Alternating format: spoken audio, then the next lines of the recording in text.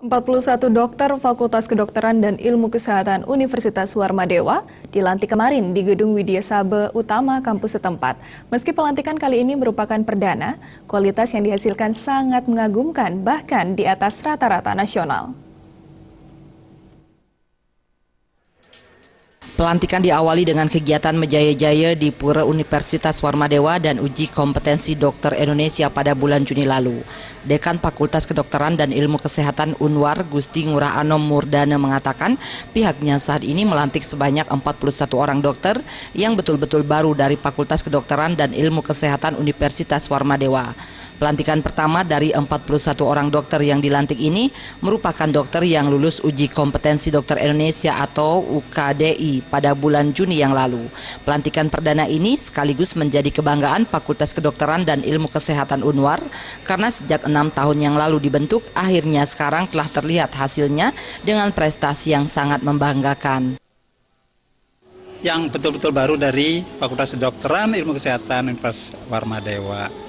Karena ini ada pelantikan yang pertama dari 41 orang dokter yang kami akan lantik yang lulus uji kompetensi dokter Indonesia pada bulan Juni yang lalu.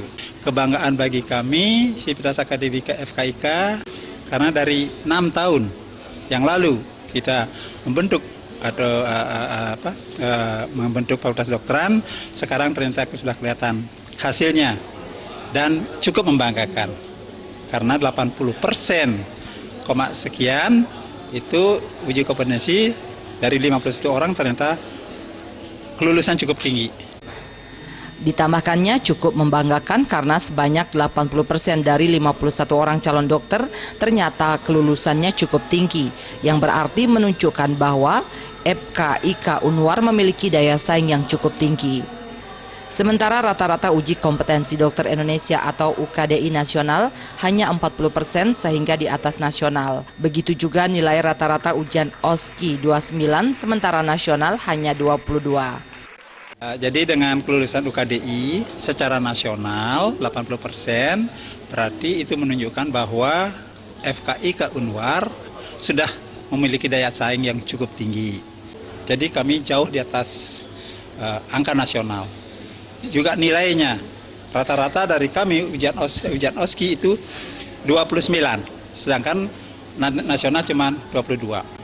Untuk CBT kami punya angka rata-rata 72, sedangkan secara nasional hanya 66 rata-rata. Jadi kami mempunyai level yang lebih tinggi dari nasional, sangat-sangat membanggakan bagi kami.